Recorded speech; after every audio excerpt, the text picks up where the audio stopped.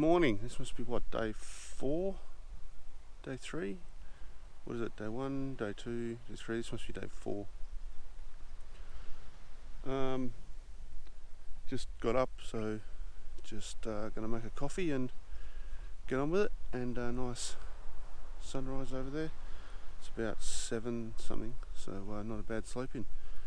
So we will get everything organised after a coffee and some breakfast, and going to head out to the very tip and then make our way back down, visiting all the places that are here to see and see what tracks are around. So let's do the most important thing and get on with a coffee. I need to wake up.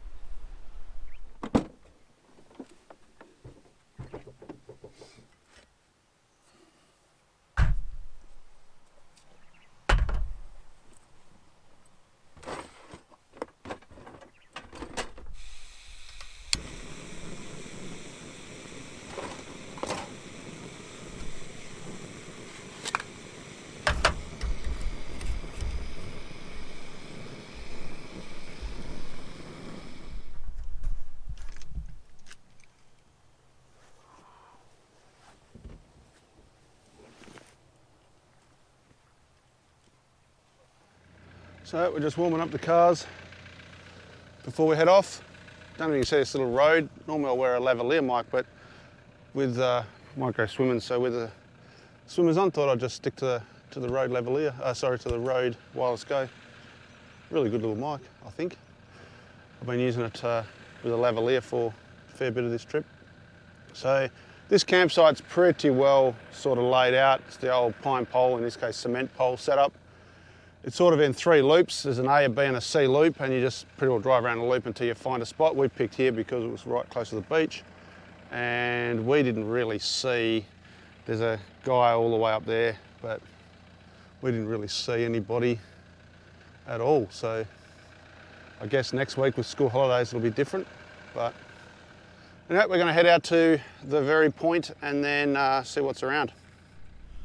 While I'm warming the car up, I thought I would just show you where we are on the map. So this is Dirt Hartog Island. This is the peninsula of one of the Shark Bay peninsulas. Turn off tracking. And so you can see there is Denham. Oops, stop moving around. There's Monkey Mire, and if you go right down here, the Overlander Roadhouse is all the way down here. Over here, it's the Overlander. So in this track up this peninsula, and if you have a look at the blue line, we've driven all the way out here, and that black arrow is where we are. So we're just going to do this last little bit and then work our way back down, just having a look at Peron, Bight and a few other places that we can find. So that's the plan. And then, depending on where we get to, we might head over here to Steep Point. So, car's nearly ready warmed up, so we're about to head off. So on the road, we're just heading out of Bottle Beach, and then we'll head sort of north, a little bit northwest, to out to the tip and see what's out there. Apparently, I'm really looking forward to seeing where the red cliffs and the white sand and the blue ocean meet. That's one of the really unique things about this area. Try and get a good photo of that. I would have liked to have got there at sunset, but didn't. And it was a bit cloudy anyway, so it might not have been as good as I was expecting. So this road's probably, yeah, you wouldn't take an SUV up here. Just some sort of pretty sandy patches, but any 4-wheel drive with any tyres on it would be fine. A few little corrugations you can probably hear, but the tyres down at about 18 pound, they're not too bad. So we just turned off to Skipjack Point to take a look on the way up to the tip. So just a little lookout, I think. Take a look at this and see what is here.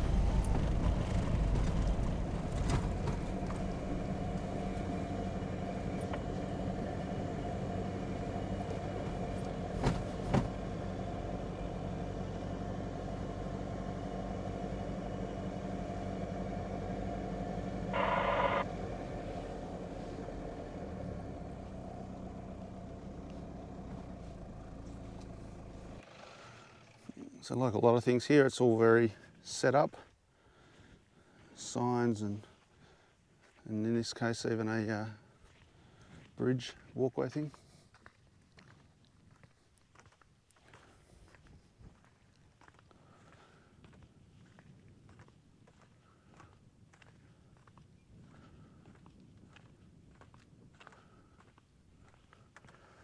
And there's a lighthouse there.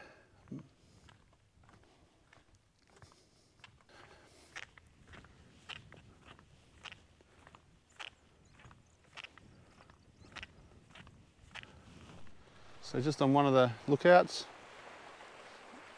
quite a few of those nice red rocks.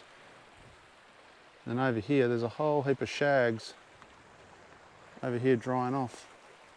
And you can see it's all undercut. And out to the point. So these areas are pretty well maintained and set up for tourists. They've got all these boards with information, all stainless steel. Nicely made. Just shows how these places aren't that remote anymore.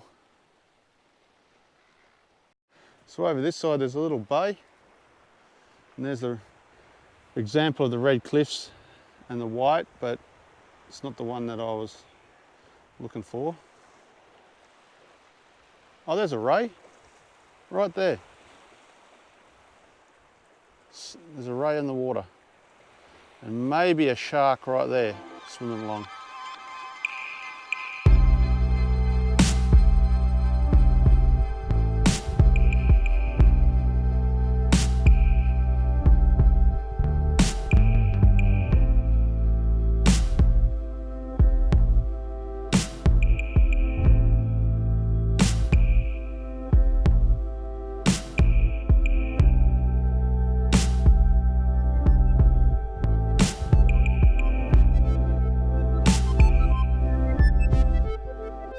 So that was Skipjack Point, and now we're heading back to the main road, and we'll head out to the very tip, which I think is the last one, and then we'll call into some on the way back. So a lot of sea life there. Saw sharks, rays, first time that we've seen that many, so that's good. That's what I wanted to see.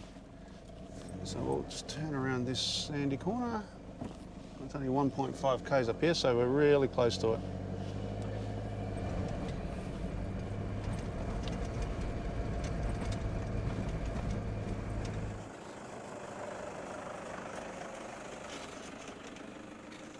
This is Cape Peron, the very tip. So let's go and take a look. So a camp area there. It seemed pretty common around these parts. Oh yeah, we're not that high up, there's the beach.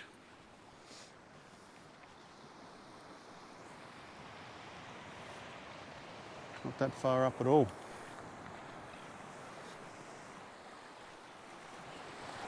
So the red rock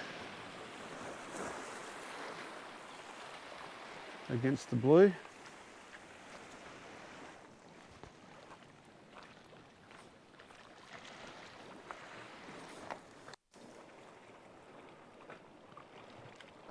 Red rocks and the blue ocean here is stunning together. I still haven't found that perfect piece with the red, the white and the blue, so we'll get that at some point. But yeah, this is very nice. There's a little bit of a beach up here, but not that much.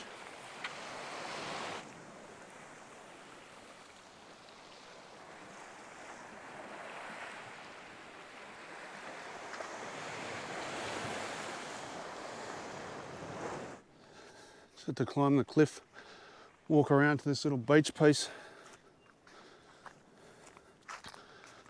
So we can find a little path through.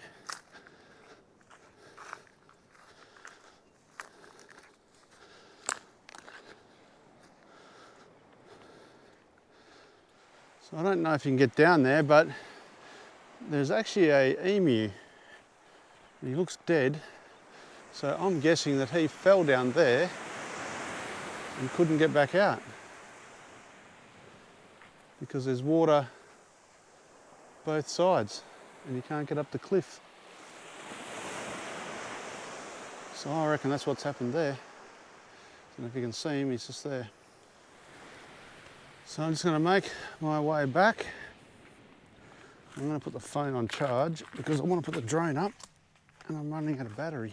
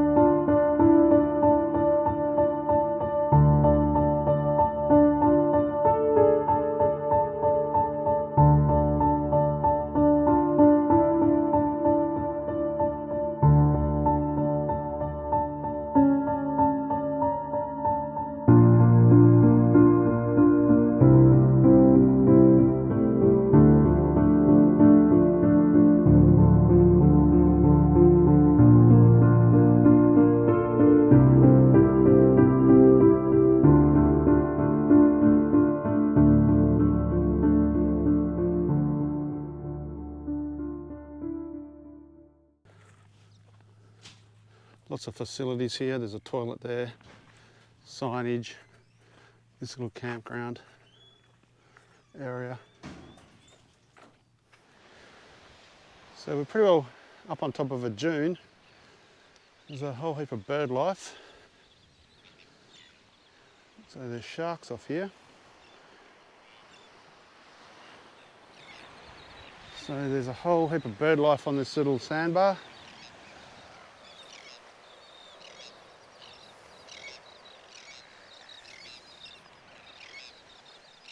I need a zoom lens to promote the camera.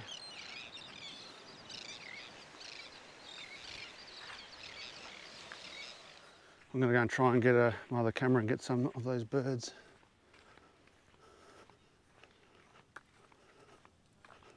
Where's the track? Over there.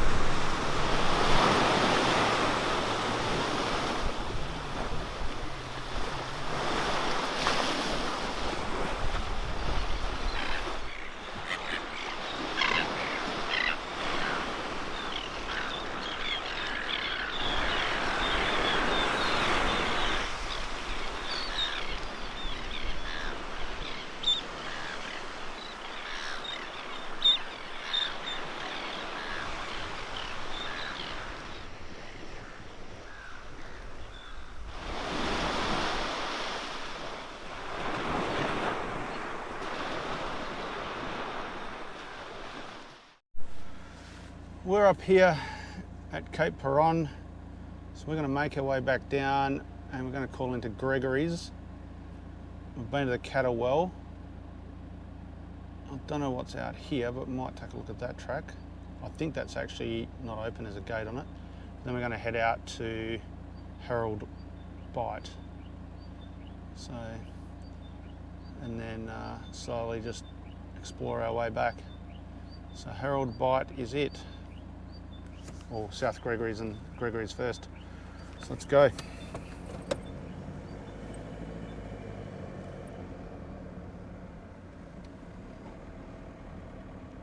So this is the Gregory's campsite, which is very similar to all the other ones. 2 or 3 loops of spots. You can see some people up here camping and the same sort of facilities. So just got stopped by the ranger. I do have firewood on the roof, not that I've used it here. We brought it just in case we could use it at Tamala or somewhere else, but he spied that, which I guess is his job, but we haven't been using it.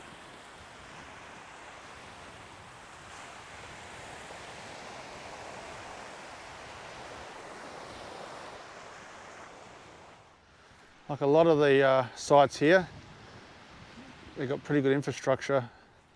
Here's a little area. Has it got a Oh yeah, it's got a barbecue. So it must be a pay barbecue. Do you have to pay or do you just use it? Maybe you just use it. They're all very clean. Spotlessly clean. There's a scraper here so no one can steal it. And eating tables.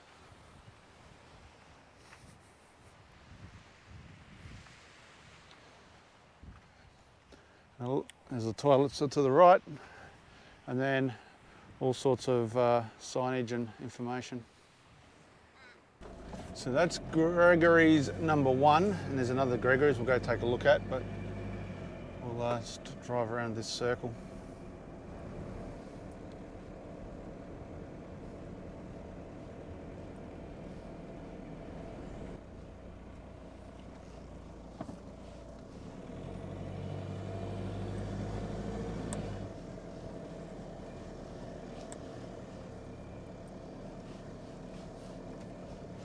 South Gregory's, you can drive on the beach here, so or along these rocks for a little way. I don't know how far this goes up, but following this track right along the edge would be beautiful fishing because you can just back straight up to the edge there and drop a line straight in.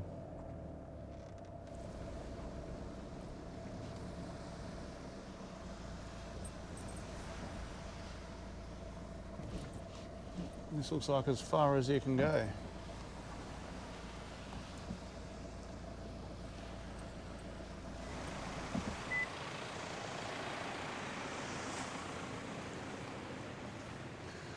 And straight down there to the rocks. They just about look like stromatolites.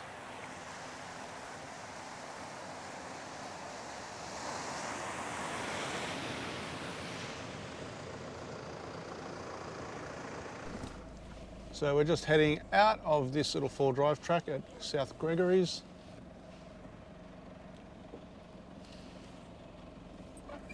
Whoa, hit that stick.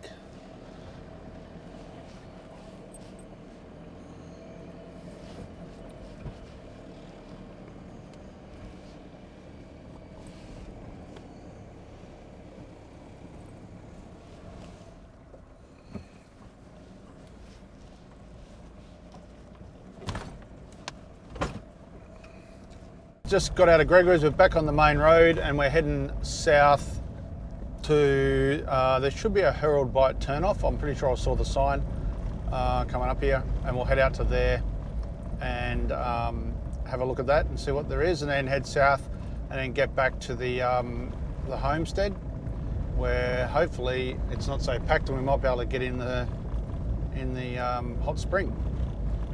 And then from there we'll keep on heading south and try and find as far as we can get and then camp. See how far we can get and then camp. So that's the plan, and we'll see how long it takes us to get there. We're not really on a clock or anything, so we're just poking around. So now we're back out onto the Salt Lake, and the Herald Bight turn-off should be just up here on the left somewhere.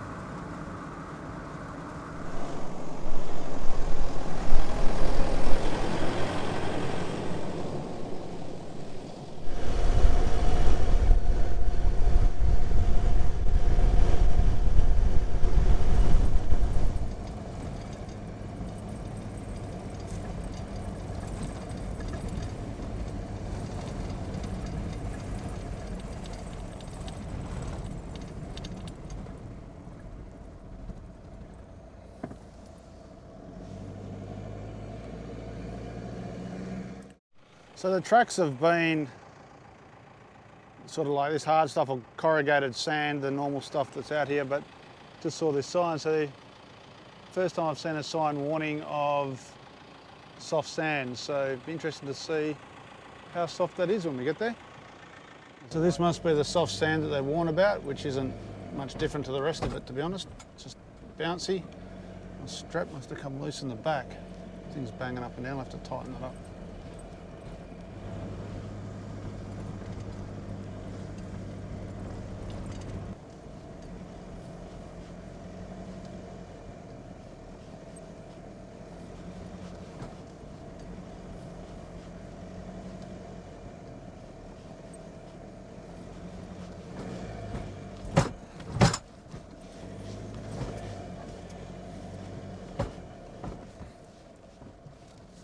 Someone bogged.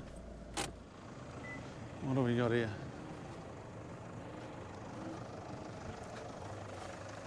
Someone bogged? Yeah, I think they just got out. I'm not sure what's happening around there. So found out why the sign said soft sand. It's right at the end here. There's people there bogged. These people are nearly bogged.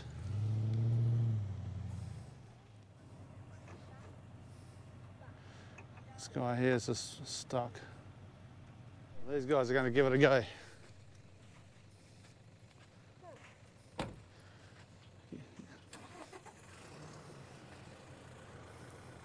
Bloody tourists, huh? Flatten it. Flat out. Go. Net of line. Net of leash long. And right, net road. Have you got it in low range? Yeah. You're going to have to go fast. Flatten it. Oh no, he's up. So I got past all the bogged people and just going for a bit of a drive. You end up going on the left.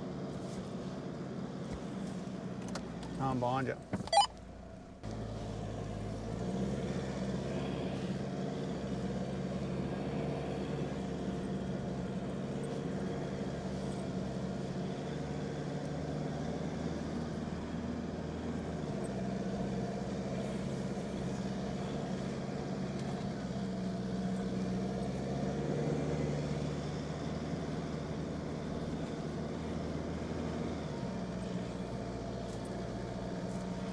So just driving along the edge of the beach, you can pretty well camp. I think you can camp along here. Beautiful water.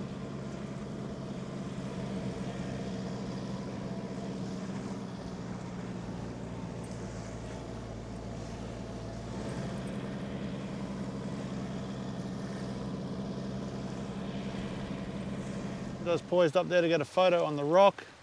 Jason's lined up to go next, and the guy that was pulling out someone with his winch back there is actually camped just behind here with his camper,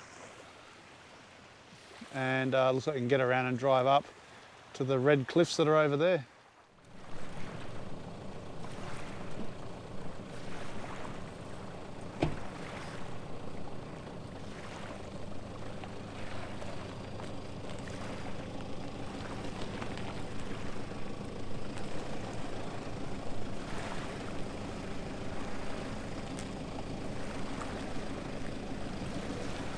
That water is just unbelievably clear.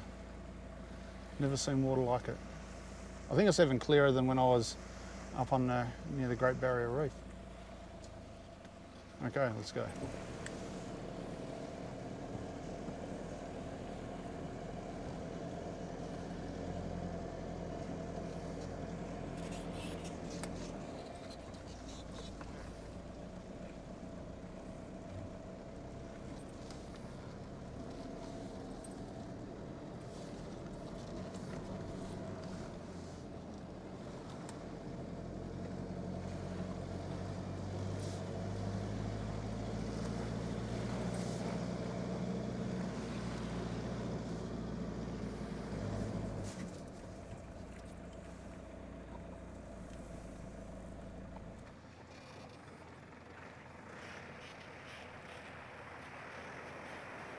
Easy.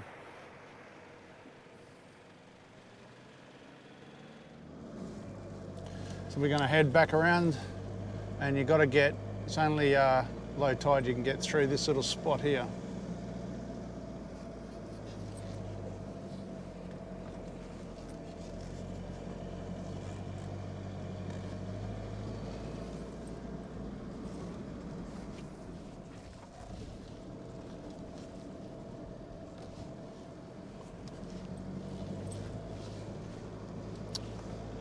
Okay, so let's head back to the entrance and we'll see if we want to go the other way or not.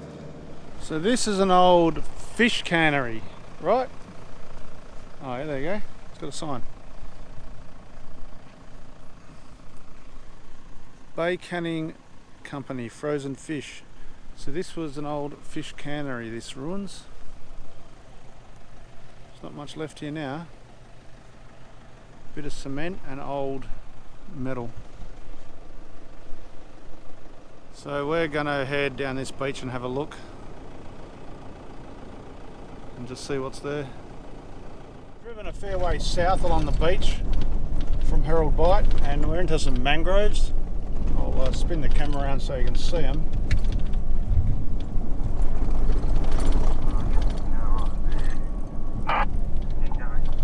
And the track's turned actually quite hard and corrugated from beach sand, so you can easily drive along it. It's just corrugated.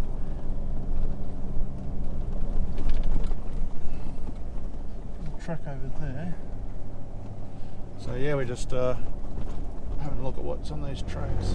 Fellows, have a good night.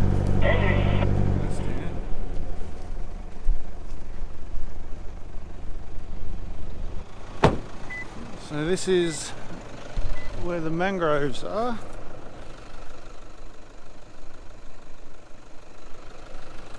It's all little fish and that'll hide. What's in there? They look like, are they seed pods? Oh, little shells. Some sort of shell.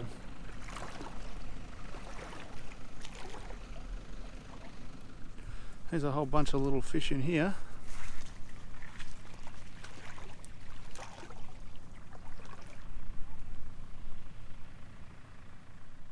So we're parked back there. This is all sort of mangrove swampy stuff, and then up there we have this big red breakaway hill. So we walked out to the end here, and it's typical of the contrast, the bright red rocks, white sand and the blue ocean. It's unbelievable.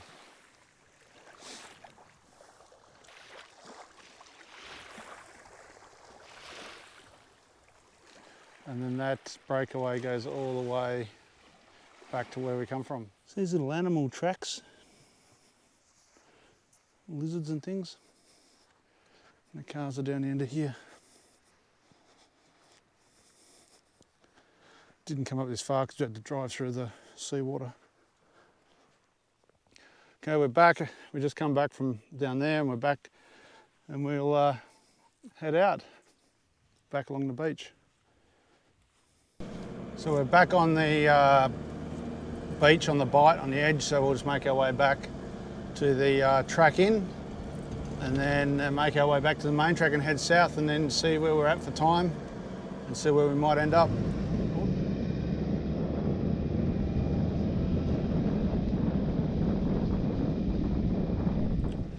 So we just pulled up for lunch. Just made a sandwich. And a little drop down thing, just on the edge of the water.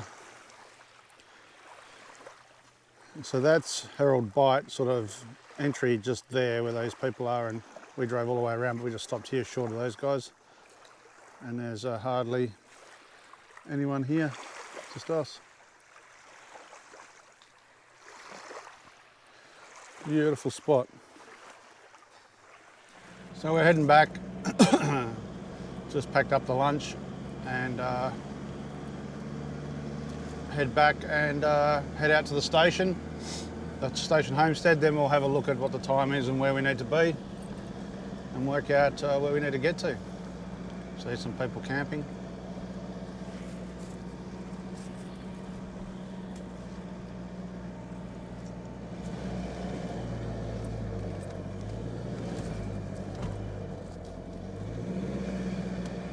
Where everyone was getting bogged, so we'll go out here. Too easy.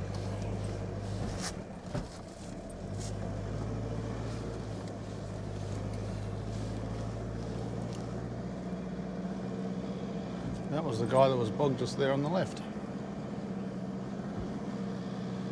So just past the turn off to the big lagoon, so we're not far from the homestead. And we'll pump the tyres up there. Hopefully there's not a big line, because I have a compressor. We'll use that if there's not a big line.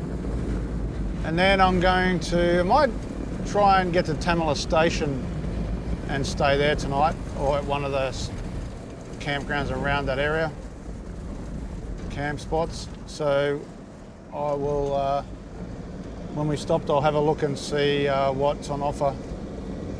And then from there, maybe we'll head out to Steep Point tomorrow, and I'll stop in town and get some fuel, and we'll head out to Steep Point just for a day, just drive out there to have a look. Jason, who's with me, he's never been. And maybe false entrance in the blowholes if the swell's up. So, yeah, not a bad spot. Probably one of the more enjoyable spots to come and visit. A lot in one little tiny area. Four-wheel driving's easy.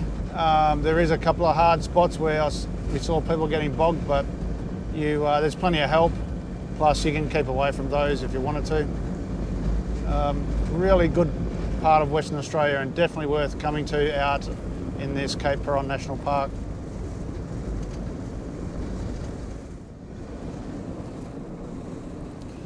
There it is with everybody lined up.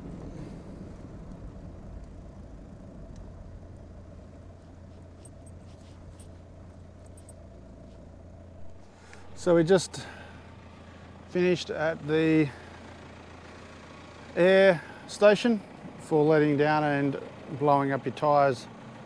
It just tells you what to do not to get bogged. So we'll head into town. Got supplies all fueled up in Denham, heading south to somewhere to camp. It's 3:56. We were going to camp at Peron Station, one of their campsites, but they informed me that you need a chemical toilet, which I don't have. Most of the places I camp, you just need a shovel. But obviously with the amount of people, this is pretty developed here. The amount of people and the amount of people who can't dispose of waste properly, there'd be rubbish everywhere. So they've decided to make that the rule. That's fine. We don't have one, but we have found a bag toilet. So I've left a message with them to ring me back to see if that is okay. So we can take our rubbish and waste out.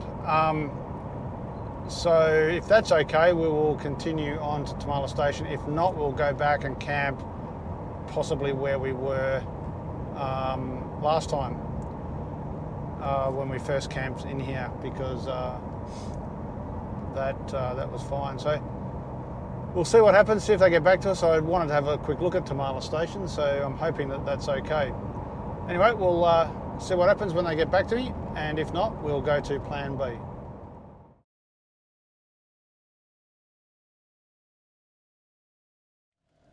Okay, so I have rang around and we're going to stay, rather than at Peron Station, we'll stay at the Nanga station. That guy's got spots, and also there's a fire, can have fire, so that's a bonus. So we'll head there and catch up with those guys and set up the swags. So we're just about to set up our little camping spot here. But this just went for a quick drive, and the same beautiful blue flat sea.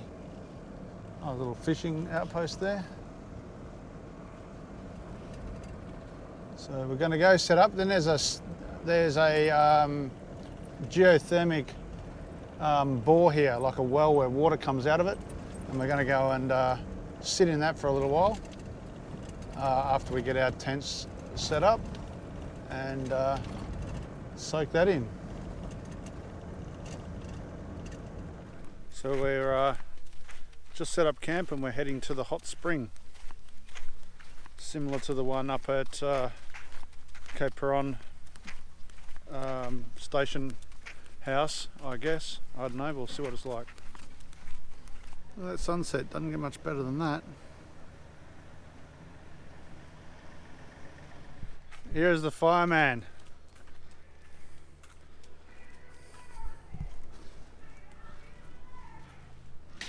Oh, there you go, I got it that time.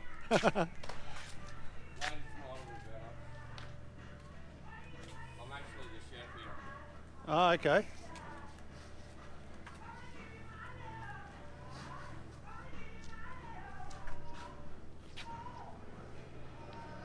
Whoop. So this is the bull pit at Nanga.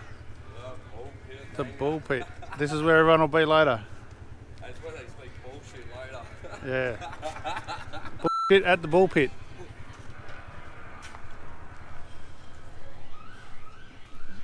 So we're going to head off to the spa up the back.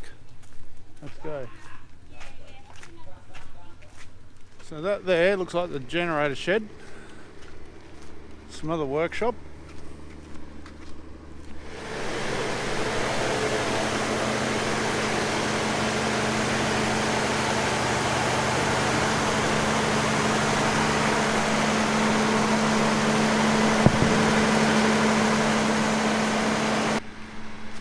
It's magnificent. Okay, we're going to head to this little cottage. Pioneer Cottage. Oh. She's looking. Look at that for an old stove.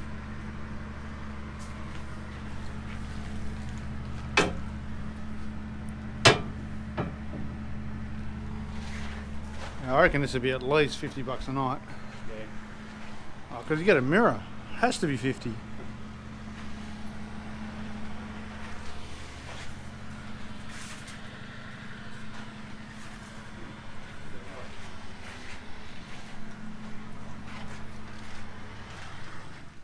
Oh yeah, looks like good Manky spa water. Let's have a look. So I'm in this spa. This is a similar sort of idea to the one out at the Cape Peron homestead, where the water comes from way underground and is naturally heated. This probably isn't quite as warm. The one at Cape Peron is quite hot, about 40 degrees. This is a little bit less, probably 35-ish maybe, but it's not as hot as the other one. So yeah, the typical nice mineralised water from underground, really good for you. Beautiful sunset over there, so we're gonna sit in here for a little bit and then go get some dinner and then go and hang out at the fire pit. Now this is not the normal camping that I do, but every now and again you get to do a bit of glamping. Okay, so there's a reason why Jason's the smartest guy I know, is because he found that switch over there and it turns on bubbles. And bubbles make everything better.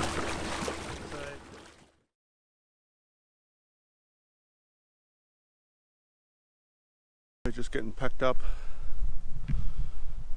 So it's going to rain today heavily, so we were going to go to Steep Point, but we can't because they'll close the Useless Loop Road and we'll be stuck out there. And I don't have enough food or water and time really to get stuck out there for very long. I could probably go back and get some more food and water, but time I don't have either, so we're going to cut that bit off and head back. We'll do that another time. I've done it before, Jason hasn't, so he wanted to take a look, but we'll do it before. Maybe take a whole bunch of fishing gear next time. So we're just getting packed up and ready to head back. So there you have it, adventurers. That is a quick tour of the Shark Bay Peninsulas, or peninsula. We won't be able to get to Steep Point because of the weather, as I said earlier.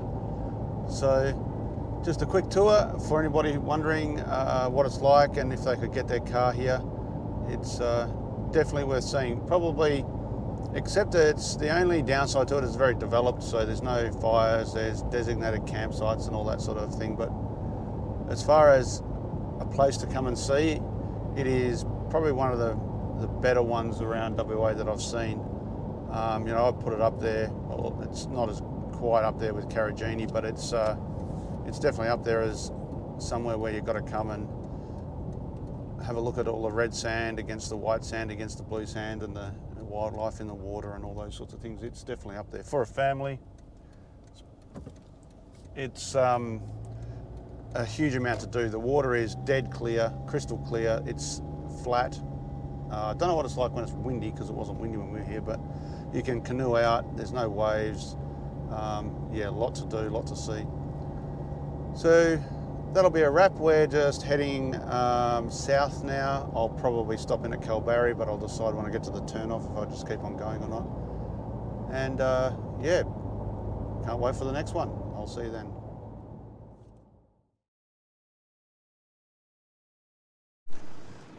We pulled into a track and just did a bit of exploring. And come across this. This is just not far from the Murchison River banks. There's an old car down there and looks like some excavations there, but interesting thing is down here for all the bottle guys is I found evidence in that creek of cod bottles. The type of purpley glass and that they go in the sun and the embossing on there, but they were broken. But underneath there might have been some. But I don't know what this is. Obviously some sort of residence dating a fair way back, made out of rocks.